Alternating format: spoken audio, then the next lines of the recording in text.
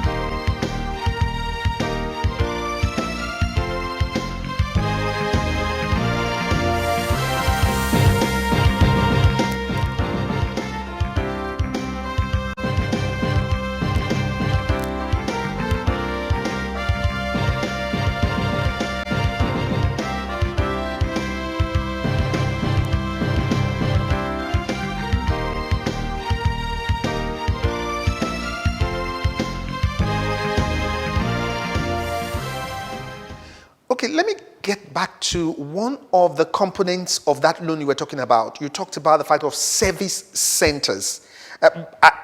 I want to understand that we would have probably 6 assembly plants, which is in the 6 geopolitical zones, and 774 service centers.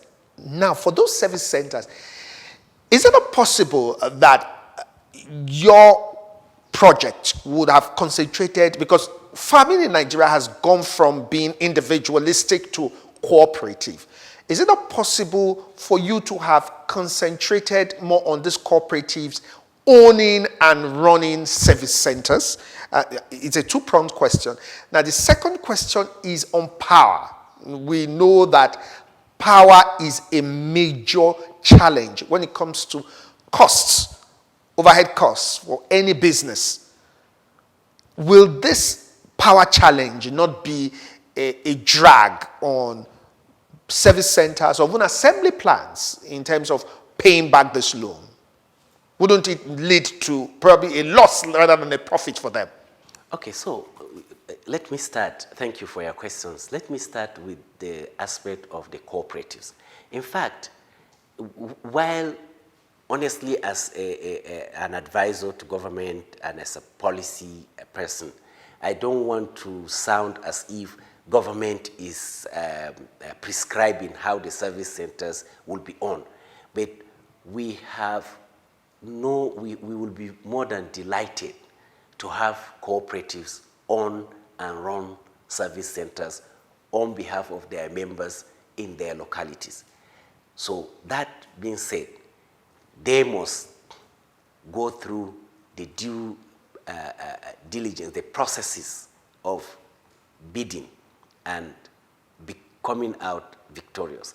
And that is why our own office, in this bilateral project, the Nigerian side, it will not be involved in deciding who becomes a service center operator. Rather, the Brazilian Institute, FGV, who have handled similar operations in other countries on behalf of Brazil, will deal with receiving and grading the applications. So we would like a service center to be run by the most competent and most qualified entrepreneur.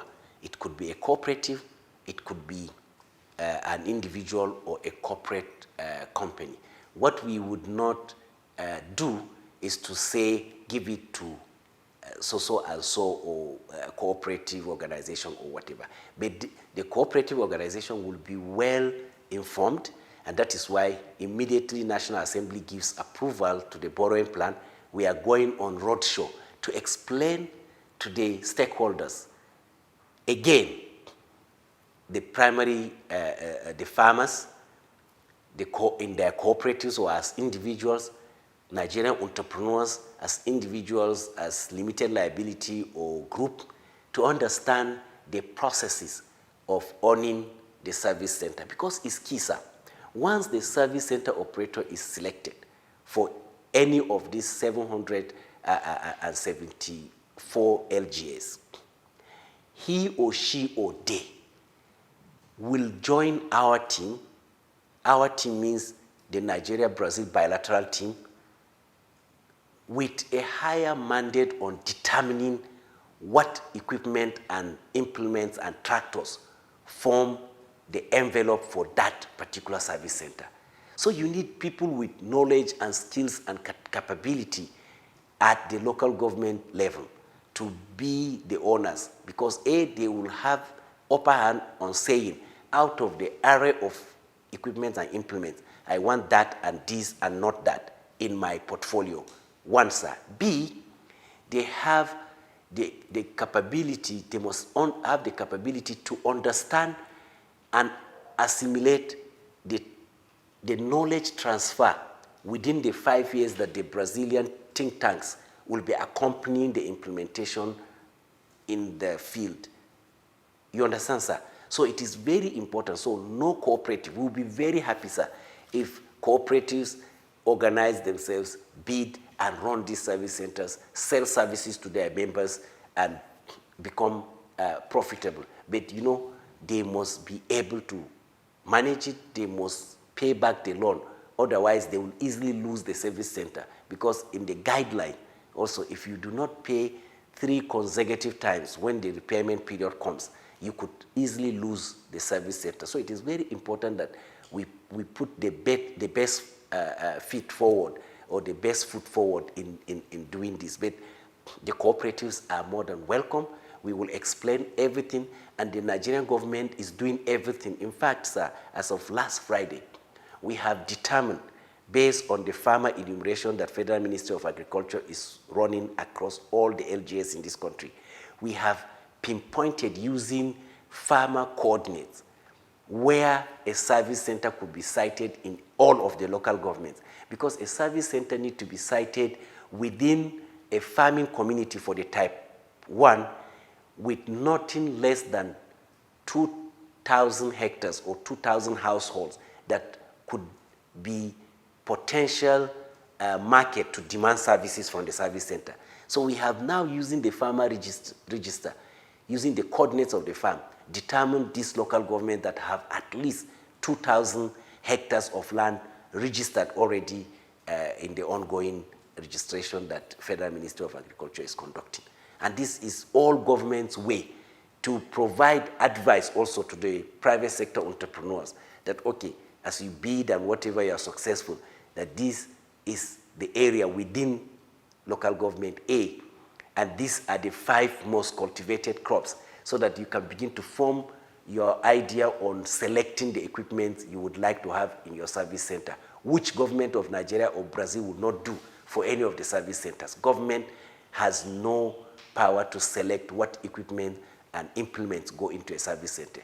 The entrepreneur, the operator, will have an upper hand with technical support from Nigerian government and Brazilian government. Power issues are part 2 of your question, very useful. So we have, because there have been tons of field visits from us to Brazil, from Brazil to us, and from us as project team to other African countries that have benefited in the past from Brazilian support to industrialize or modernize agriculture. So we know that For the assembly plant, almost all of them are sited within the grid, the main grid. So they have power that comes from the national grid that is pretty cheaper than running generators. They also have their own backup generators, which is more costly cost of power. So that is at the assembly plant level, which is a large industry. But for the service centers, we already factored in alternative power, off-grid alternative power to run particularly the type A, the type 1.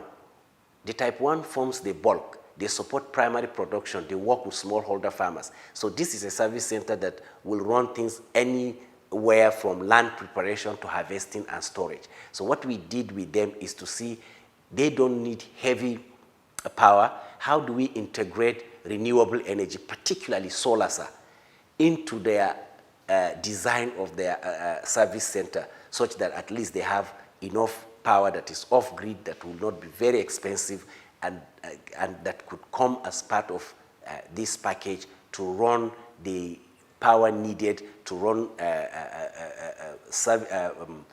servicing, maintenance, and all of that. For the type 2, which is the value addition service centers, there are 142 of them. Those ones we have also considered. There are some type 2 service centers that are purely around vegetable packing houses, just to preserve fresh perishables. They can run also on off-grid power from solar effectively. We've considered that. For those that have to process like maybe flour mills or rice mill or processing feed for livestock or processing dairy or beef and all of that need a substantial amount of power. We will also work with the owners to see where is the closest location. We are now concentrated on the type 1 because on the type 1, the fundamental is determining the land size and smallholder farmers that could create potential demand for services from the type 1. When we start analysis of the type 2 in the phase 2 of the project, is to deal with how and where, what are the issues. We know for the type 1 is availability of land, availability of smallholder farmers, not less than 2,000 hectares to create demand for the service center operator. We are almost done with that. When it comes to type 2, is what are the constraints? Power. So where in a senatorial district, in a local government, can you cite a processing for making animal feed or making flour or making oil, processing oil seed that is close to the type 1 or the area of producing the raw material, but also hooked to grid? For the rice mills, the big rice mills on this project, we have also considered for rice mill, for sugarcane and other things, alternative thermal energy supply that is off-grid, using the husk of the rice husk to turn them into briquette and to feed. So those options also will be analyzed together with the service center operator to see whether it is cheaper to have a small thermal power that will run your factory versus as long as have a hybrid, you are also hooked onto the mains, such that if there is fluctuation or cut in power, you can turn on your generator. And I saw very impressive numbers on the thermal energy from a manufacturer in Brazil using the briquette. Honestly, almost using the rice husk was the cheapest source of feed to feed the thermal combustion components to generate the thermal energy. So there are almost all of these, but as a project, as a national coordinator for this project, and my team here in the office, we need to be strategic. We need to understand that the service centers will come on stream in phases. So for now, our concern is with the type 1 service centers, so that if we get approval from National Assembly, we will hit the ground running before rainy season 2021. So our major concern now, even though time is really racing against those. We are racing against time. We hope that we receive this approval soon so that we can salvage some days in 2020 to do the preparatory work with a selection of service center operators and all of that. So our attention now is on finalizing two business situations or feasibilities. Final feasibility for the service center operator and the assembly plant that need to drive the assemblage of all of the CKD equipment.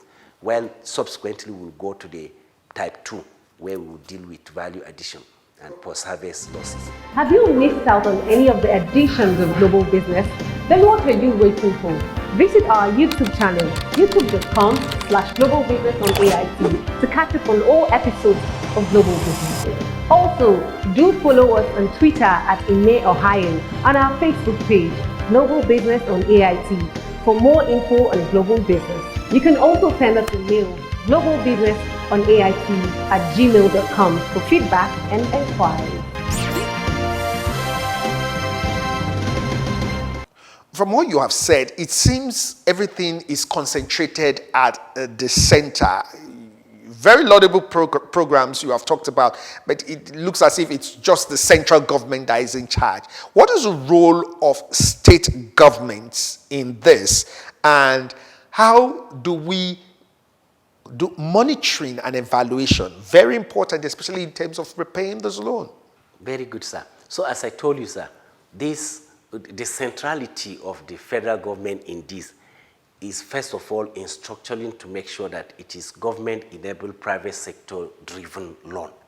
That out of the way, as we start, I told you about this roadshow. The only reason why this roadshow has not taken place is the approval from the National Assembly. Once the National Assembly approves, we cascade now to the state-level conversation with the state governments and their entrepreneurs. Remember, the strategy around this is to see to it that every local government runs her own service center by her own private individuals or entrepreneurs, bid for it and run it.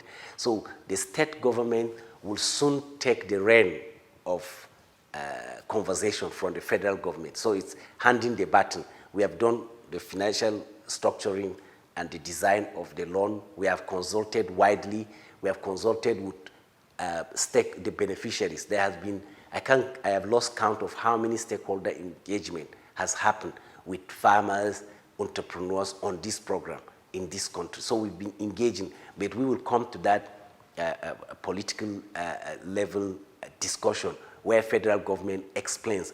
It is something that cannot be explained centrally, sir, even though we hope that interviews like this help, but we need to hold road shows at the zone and state level to really interact and explain clearly in person. And we are hopeful that God is graciously helping us with COVID-19 and we'll be able to go out there and meet with these key stakeholders at the state government level to discuss how this will be implemented. So the implementation component, I agree with you absolutely that implementation have always been the problem. The benefits we have, or the hope we have on the Green Imperative project is that it's private sector driven. So I see more and more diminishing role post getting all this loan documentation from government in real implementation and handing over to the private sector guys that will be driven by ambition to make it happen, to create opportunity. So government is enabling the ecosystem for entrepreneurs to use their God-given talents and acquired skills to succeed, to expand economic benefits, to grow and drive our industrialization, where at market level, prosperity can begin to come to the people on large scale, not through government organized and delivered implementation, but private sector engaged. M&E, yes, government will continue to play, and we have M&E structured throughout, and we will use innovation because of the capacity building component of 5 years with the Brazilian expertise and our own entrepreneurs. We will make sure that we use innovative technology to collect data, to do analysis, to inform, to communicate. But every service center, its own implementation, it rests squarely on the entrepreneur or group of persons that own it, with capacity support given by Nigeria and Brazil. Well, many people will say that with all these laudable programs, the truth about it is that Nigeria has many laudable programs. Implementation is key. You have said that implementation is key. And some will also say a loan is a loan, whether you like it or not. A loan is a loan. What is your assurance to Nigerians? I know you've talked about the fact that this loan is well structured and all that, but I want you as a government official to assure Nigerians that this loan will not be a burden to Nigeria's debt profile. Because Nigeria's debt profile, of course, we all agree that Nigeria's debt profile is going higher and higher every day. What's your assurance to government, or to the people rather, that this will not be an additional burden to the debt profile and Nigerians will be able to pay back as and when due? Thank you very much, sir. So first and foremost, sir, let me say that loan is a loan. In my own opinion, the loan is not the problem. It's how we use the loan to generate revenues that will pay the loan. So I know we have concern. I have seen concern about the borrowing, Nigeria's debt profile, Nigerian debt profile. But the Nigerian debt profile is looking precarious or whatever because of the internal revenue generation component. Because it's one thing to borrow, it's another thing to generate enough revenue to pay. Do you understand, sir? So our biggest problem for me is that how can Nigeria enable an ecosystem that will create prosperity, particularly private wealth creation for citizenry, create an enabling environment where citizens create more and more wealth. Our loan in total, sir, both in total and percentage, has nothing to compare with the real world. Take America, take China, the worlds that are really developing, or the developed world, or those that are developing like China, that are creating prosperity for their citizens. So there are different pathways to development. There are some countries that have managed their debt profile, particularly external debt, and developed well. Small countries like Singapore, I'm not saying they're small, I think is kudos to them, the way they manage it, with low debt profile, with high local deposit or savings. There are others also that, like China, that went out, borrowed, and developed, but they created prosperity for their citizenry. So the discussion Nigeria should be having, while it is good enough to cry foul for borrowing, we should be more concerned about how do we become efficient in utilizing the borrowed resources to create wealth for the citizenry. And government role, particularly at state, and mark my words, particularly state government, is to enable that businesses of individuals, cooperatives, and corporations function well. That we reduce the attention paid to internally generated income that is around putting more structure on the necks of businesses, and seeing how do we really expand the pie so that businesses can really fuel our economic growth and evolution, particularly post-COVID-19. That being said, sir, this is my own perspective on debt, whether local or foreign. Now let me come back to this particular loan. This particular loan, as I explained to you, so far is well structured that it won't be a burden to the debt profile of Nigeria, because one is that Nigeria has succeeded in reinsuring this loan in the global insurance market.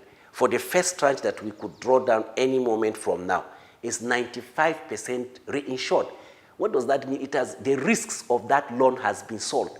So all we need to do now is to make sure that our entrepreneurs take this double or triple insurance perspective to make sure that we, as entrepreneurs, on the back of sovereign guarantee and reinsurance by Islamic Development Bank, we deliver, we take advantage of this cheap loan and make it work and generate returns that we will pay, we used to pay the loan back. So absolutely Nigerians should not worry about this loan. This loan is government enabled for on-lending in kind, mostly with technology package, hand-holding for the private sector.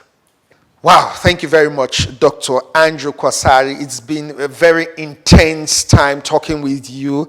For those of you who just joined us, we've been talking with Dr. Andrew Kwasari. He's the Senior Special Advisor to the President on Agriculture, and he's also the Special Advisor to the Honorable Minister of Agriculture on special projects. Yes, on projects generally. He's the Special Advisor to the Honorable Minister of Agriculture on projects. Thank you very much, Dr. Kwasari, for joining us on the program. And now, Global Business continues. Now you know about the $1.2 billion. You know better about it. Do you agree with the government's program? The truth about it, about Nigeria's issues, is that of implementation of government policies.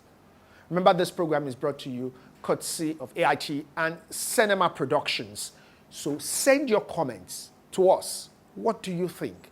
You may just have your comments come on the next episode of the program. I am Imewari. You'll see where to send your comments on the screen. Join us again next week. It's always nice doing business.